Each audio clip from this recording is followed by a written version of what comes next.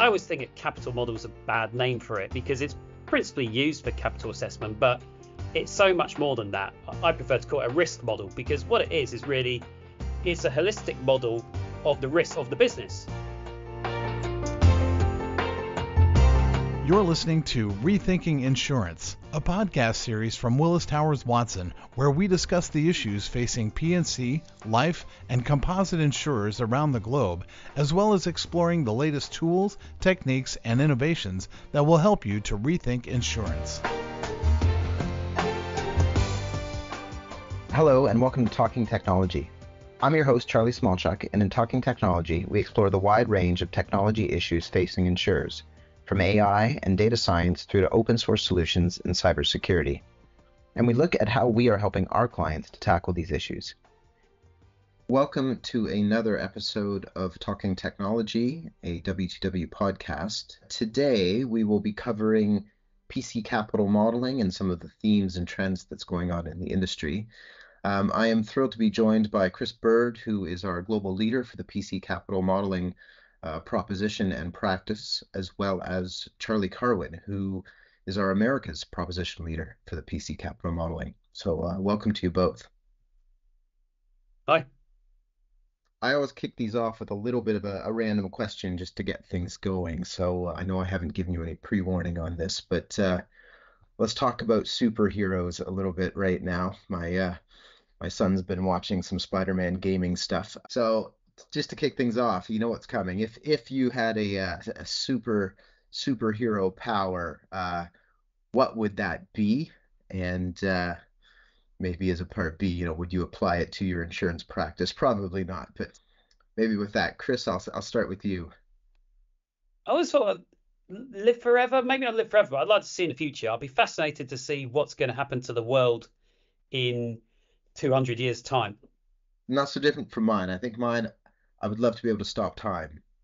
So I don't know if that's the same thing, but it's a little bit of kind of getting more out of the time that we have, or kind of seeing, I guess, maybe it's a little bit different. I guess I just think with things like climate change and artificial intelligence and all these developments, and some of them are quite scary. Yeah. And it may turn out to be a disaster, but actually it may turn out that the human race does overcome it, and I'd be fascinated to see that. So I don't know, maybe not specifically a superpower, but I'll be, fascinated to see. There you go. You could also put time travel into that as well. But okay, Charlie, time travel. There you go. Superpower, time travel. Charlie, over to you. That's a fun question. I think I'm going to try to keep it, smaller, because I think time travel, I'll probably get into trouble somewhere. I would just like to be able to eat whatever I want with no negative health consequences. I think I'd be pretty happy just being able to have unlimited donuts and pizza and so on, and feel great for the rest of the day. So that'd be fun. Yeah, very cool. Okay, well, let's switch gears and bring this back to PC capital modeling. So, I mean, you guys are experts in this space, work with a lot of our clients, have a hand in our technology and kind of what we're doing from a proposition point of view. Capital modeling, in my understanding anyway, has changed over recent years in approaches, and as technology is kind of ramped up and is supporting, I guess, the practice. Based on your experience, though, just to set the scene, what are some of the key challenges in your mind that the industry is facing right now around capital modeling? So I guess capital modeling, if we look back over the last 20 years of how it's developed, in the early days, there was lots of developments on methodology and techniques. And I think Charlie agrees, we've discussed this quite a lot before, that people perhaps got a bit carried away and a bit over complex and built big monsters and things. So that created a challenge perhaps 10 years ago of usability and to be able to use models well. So I still think that's the real focus today, really, is just trying to make models more usable, get more value out of them. It's less about making them more sophisticated. In fact, people have said models have probably got more simple, really, in recent years. But the real focus has been on usability, doing more with it, doing it quicker, responsiveness, not having to wait hours or days to get an answer to a simple question. I think I'd pile on with that, Chris. I definitely agree. I think capital modeling is probably easier to do than it has at any point, in the past. So the tools are getting better. People understand the methodologies. It's not necessarily new science anymore. So I think that makes it a lot easier to do things. But I think as an industry, we still struggle to extract value or the amount of value that should be extracted. I mean, I always say that the capital model is just this amazing, piece of technology that it encompasses all the best assumptions from around the company, and nowhere else does that exist. You have all the different components coming together in a central repository, and you can just see what happens with the company with simulations. It's fantastic. But I question if the industry does get enough value out of that for all the capability that it can offer. And I think technology is definitely helping that. And I think that's going to help address the questions. And I think that's one of the reasons I'm excited to have this discussion. And maybe I should have asked this out of the gate, but maybe really succinctly, for those people listening that aren't, capital modeling practitioners, what is the function of capital modeling, and what value does it bring to the organization? As Charlie says, it's perhaps the best central model of the whole business. It captures everything. It captures the asset sides of the balance sheet as well as the liability side. So a capital model, I always think a capital model is a bad name for it because it's principally used for capital assessment, but it's so much more than that. I prefer to call it a risk model because what it is really it's a holistic model of the risk of the business. And so to be able to understand the risk of the business, well, that's useful for various things. Yeah, principally, how much capital do you need to run your business, but also for management to understand their kind of day-to-day volatility. We're seeing a lot of that at the moment. Reinsurance prices have gone up. People are raising retentions because they can't afford to buy as much reinsurance. But therefore, are they taking on more volatility than they had previously? Well, again, the capital model is the tool which you can use to help understand your volatility and how different strategies or business levers kind of affect the risk of your business. Yeah, when I describe it to others not in the insurance industry, I say that we're building a model, and already I think I kind of lose a lot of them. But essentially, we're building a tool that can answer what if questions for what if happens to the insurance, what happens to the insurance company if something happens. I think folks even inside the industry take a look at the capital model in their mind and they say, wow, this is a really complicated thing. And it can be, but at the end of the day, all the calculations could be done on the back of a very large napkin. It's things flowing one direction, how it impacts the financial statements, how different things are simulated, and so on. So it's this tool that says, what happens to the insurance company if X, Y, or Z happens, and then let's do that over and over and over again to see where our risks are from maybe a different lens. So it's really just a fantastic piece of technology that's been developed. And Chris, I know you've presented on this in lots of different forums, but trying to, I guess, maybe move away from the silo of kind of just the capital team using the model. Maybe do you want to elaborate on that? Kind of, where do you think the capital model needs to kind of flourish into different parts of the business? Yeah, it comes back to that thing on usability. Until recently, perhaps, the capital model was really being the preserve of the capital team itself. A team of specialists who know the model and can operate it. And that's fine. Capital teams, they're good people. They try and be helpful to the business. But what it means is that if the reinsurance manager wants to test the reinsurance, they have to ask the capital team to run it through. So they have to rely on the capital team being there. Maybe it's reinsurance renewal time just before New Year. The capital people might be off on their Christmas holiday. So it's not always convenient to have to rely on the team, have that team of experts there to run things through. Or you think of a underwriting manager who wants to test out different business mixes and portfolios and things, and they may want to just be testing this over and over again, all sorts of scenarios and things. And currently they'd have to go to the capital team, give them the information, and get the team to run things through. And it's fine. Like I said, the capital team, they're generally helpful. But you just think it would be so much better if these people could be running it themselves. We're seeing a bit of a trend of this change in, technology is enabling us to kind of create better portals for these users into the system themselves. So it's not as if they need to understand or run the full model, every last bit of it, all the complex, copulars and things like that. A reinsurance manager, they just want to be able to take something that's already set up, put a reinsurance program on top of it, run it through, and see the output for that specifically. Not the output for everything. And so yeah, we're seeing this kind of operation, become more of a thing, where it's like I said, you have almost a safe space where that reinsurance manager can interact with the tool directly, run their piece, but they're not kind of burdened by having to understand the full system. So that's kind of a bit of a trend which we see is just really bringing better socializing the model, I guess, or just bringing more users more directly in contact with the model.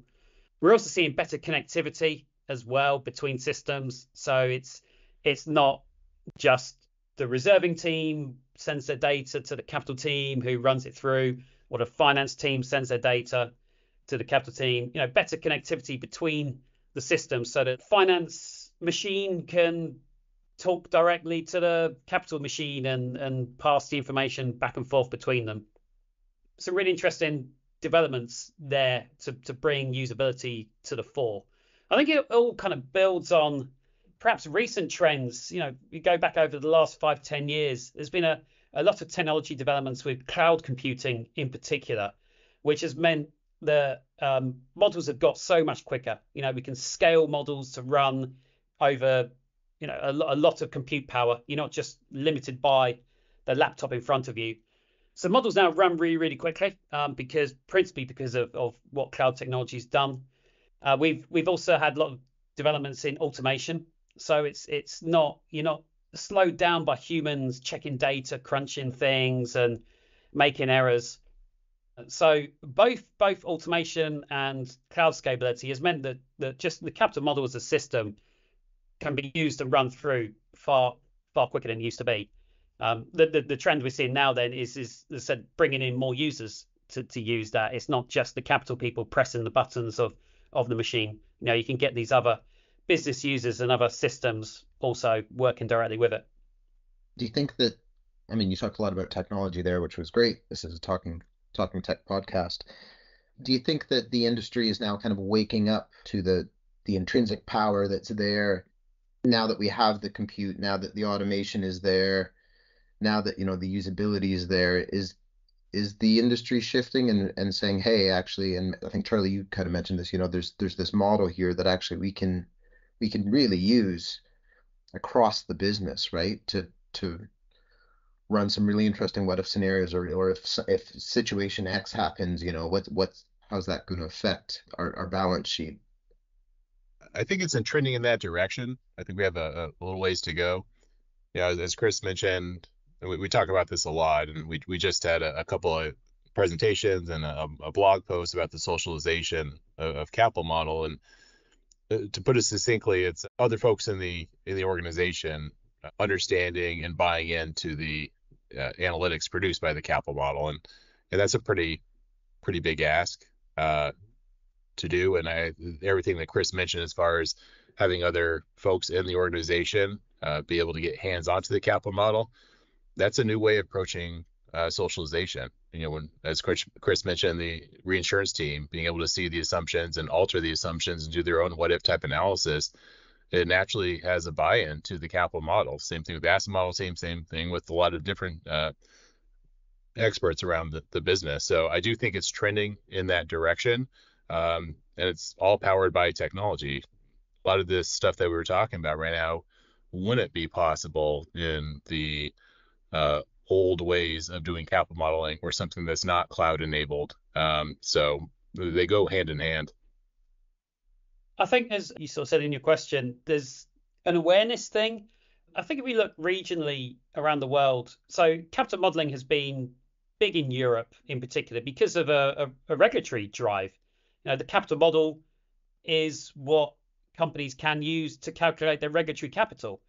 So these European firms who've taken advantage of this, they're very fluent, I guess, in the use of their models and aware of the benefits and what they can do with them.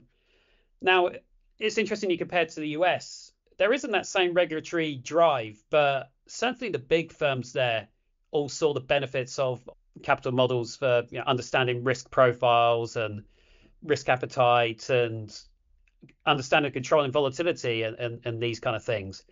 So, these firms have kind of always understood it, but I think we're seeing now, a wider appreciation in Europe, in particular, to perhaps smaller firms who were aware of this, but always thought implementing a capital model was too big, too much effort. The barriers to entry were too high.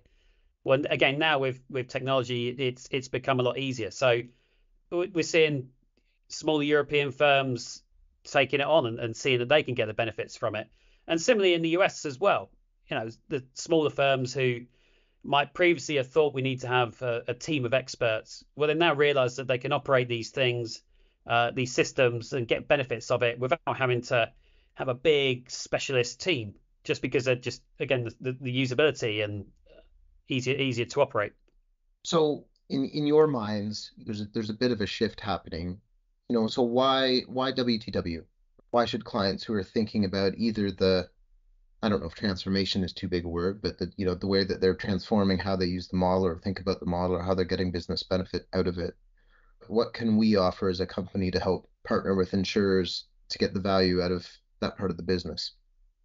So, well, just on why WTW, I mean, the principal reason I joined WTW back in 2019 is I really saw WTW, certainly in this space, as absolute thought leaders, innovators, the ones who are really kind of leading the way in developing and enhancing these things. So yeah, all these technology developments that I've been talking about, it's what we live and breathe, and it's great. I mean, I head the team that develops our software for this, and it's fascinating. It's great seeing it develop, seeing it come into life, discussing these ideas and these things with clients, and then taking it back to the team and building it and making it happen. These things are real. I said about the cloud technology, grids and things like that, being able to speed things up. And that was something we brought in a few years ago now. Our clients are using that and have benefited massively from it. We won an award last year recognizing that. We have clients who run, previously before cloud technology, you would run a model on a machine and it would take, however long it would take. But with the cloud, you can run multiple machines. So you can run multiple models all at the same time. So instead of, if a business wanted to test out 5 different what ifs, in previously you'd have to queue them up, run them one after another. Now you can run them all at the same time. So yeah, 5 things may not take too long to run one after another, but we've had people who've run 100 different alternative strategies at the same time. It's rapid compared to previous times when you might have to queue it up and run it over a weekend. Yeah, I'll just pile on to that. I think the level of innovation that we're seeing at WTW is it's really encouraging. Chris just mentioned the 100 different scenarios. I'm not sure that that's something we were thinking about a few years ago, but what we did think about is we know that we need to move to the cloud. We know we need to have scalability, and then we're going to see where the extra features and the extra capabilities takes us. So a lot of ways we're scratching the surface on what is capable and how the capital model can be used to inform different decisions.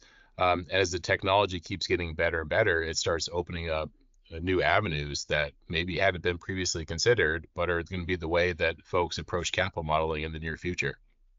Very good.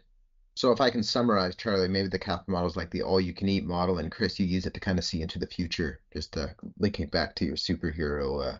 No, I'm joking.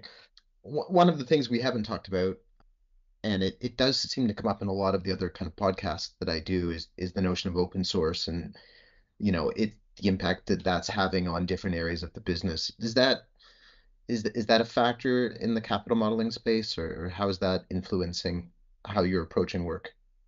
Yeah, so we do see a lot of people when they start out, they build up models. I mean, you can build simple models in Excel, actually, and you find that Excel quickly isn't powerful enough.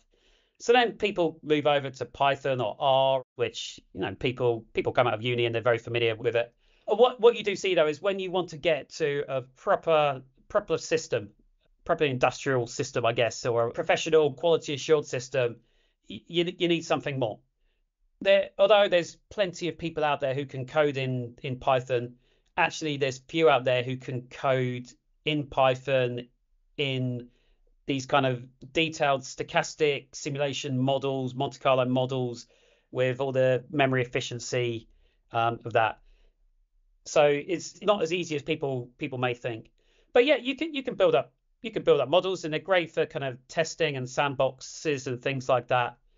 But then the key thing is, I guess, once you want to get to a proper professional system that the business can use, like I said, that a reinsurance manager can run or an underwriting manager can run, you need a real professional system. So you need the governance around it, the quality assurance, you need a user interface, you need the version control, so you don't get lost in different sets of data and where did it come from, and not being able to reconcile numbers and all that. So yeah, I see open source of these kind of open platforms has always been a great kind of playpen or sandbox and things. But for when you want a real system, they just don't give that. You don't have all the infrastructure, you don't have an interface or a portal in the same way as properly designed dedicated software does. Our head of engineering in the team gives a crazy stat about the number of hours or person hours of development time that has gone into our software, and that really does count for something, particularly all the quality assurance and testing that happens, that goes on. It's a lot of effort to build professional tools, really. I'll go back to my example of the back of a napkin, because while the calculations themselves should be straightforward and they're hopefully understandable to folks involved, the back end associated with making that efficient and user friendly is not simple at all. I think any sort of software development, especially when you have the user experience in mind, the bar gets raised very, very high. I've been really interested to see with both automation and working with capital modeling teams in larger companies, really how much governance comes into play. And I don't think governance is something that can be implemented easily. Something certainly that's very robust and will pass the standards. So there's a lot more than just the back of the napkin calculations. And one of the nice parts is that with a commercial product like ours, then we're doing all that work in addition to financial statements, in addition to saying, hey, one particular company is looking at X, Y, and Z. Let's go ahead and build that so everybody can look at X, Y, and Z. So there's a lot to be offered. And Chris, maybe going back to your superpower of time travel and maybe moving into the future to see how the world's turned out. If you maybe not 200 years, but if you went ahead 30 years, where do you kind of hope this practice will have evolved to? 30 years is okay. It's quite hard to look out 30 years, but we do have fairly clear visions of where things are going in the next 5-10 years. Yeah. It's interesting seeing tools such as generative AI and more generally AI coming in, and we believe this is going to give more power to go further with things. As I said, we've seen, if I look back over the last 10 years, models haven't got more sophisticated. Actually, I think they've got simpler and become more usable. I think the trend we're going to see over the next 5 years is granularity. So typically people run models maybe a line of business level, maybe at product level. Some reinsurers maybe run down at contract level. But I think more and more we're going to see that kind of granularity becoming more widespread through commercial insurance, insurance more widely. Okay, I don't think we'll have personal lines insurance running every single individual person and their car and their things like that. But I think, yeah, we're going to get a lot more granular right down to contract level, certainly for commercial lines or product level for personal lines. There's a real demand for that. People use. When you think about key aim for a business, it's return on equity, return on capital. And so when firms are pricing, how do they do their pricing? What profit margins should they be targeting? And ultimately, if you think about it, it comes back to you're trying to set your pricing to roll up to make an overall enterprise return on equity. So actually, for pricing, what you really want is you want to know how each contract contributes to the capital needs of the company. We get this question asked all the time of, well, how can we allocate capital down to contracts? And that's hard to do. Our models generally aren't granular enough, but we're seeing things going that way. Technology's given us the power to go that way, and we just need to work a bit more on the data, I think, and some of the techniques to bring the modeling on as well. But yeah, that's a key trend I think we're seeing over the next 5 or so years. So far more granular outputs from modeling. And maybe, Charlie, a question to you. So maybe a final question. I think for those people listening that are a little bit on the fence, maybe they're still working in Excel, or to use your example, they've got a very large napkin in front of them where they've been doing this. What's the urgency? Why act now? Chris, you talked about some of the business benefit, but kind of what are you hearing from clients as to why they're taking a serious look at this now? So I'm always encouraged when clients or companies, whether they're on an Excel model or a competing product from WTW or whatever they're using, I'm always encouraged when they're using a capital model and they're getting value out of it. So I think that's the most important step, especially in the Americas where we don't necessarily have the regulatory framework that requires it. I'm really encouraged that folks are looking at their risk in that way. They're asking those what if questions and they're having those discussions. If they are on technology, that's maybe a little bit more homegrown or a bit more difficult to maintain, in large, I would guess they would actually have some cost savings and some time savings going for a robust commercial product that has had decades of experience poured into it and how to make it easy to use, how to reflect different risks and so on. So capital modeling, especially from a commercial standpoint, I think the barrier to entry is much lower, and that's intentional. We've taken this very complicated system and we simplified it such that the size of the team is very small required to support. The technology is extremely efficient. So I think anybody doing capital modeling right now is on the right path. And I would just encourage them to question whether or not there's a more efficient way to do what they're doing. I'll just jump in to say, hey, the competitive landscape out there's key benefits you get from these things. In Europe, you can see real capital savings. That's a competitive advantage. Okay, in US, you're not going to get regulatory capital savings, but controlling or understanding your portfolio risk and managing your portfolio in this way will lead to rate agency capital savings. Reinsurance has got expensive. How do you know what is the best program for you? Again, it's a competitive thing. People who can properly analyze their reinsurance needs will most effectively deploy their spend. They will outcompete those who don't. So I just think there's some real clear competitive advantages from doing this. I feel like reinsurance optimization could be its whole own podcast.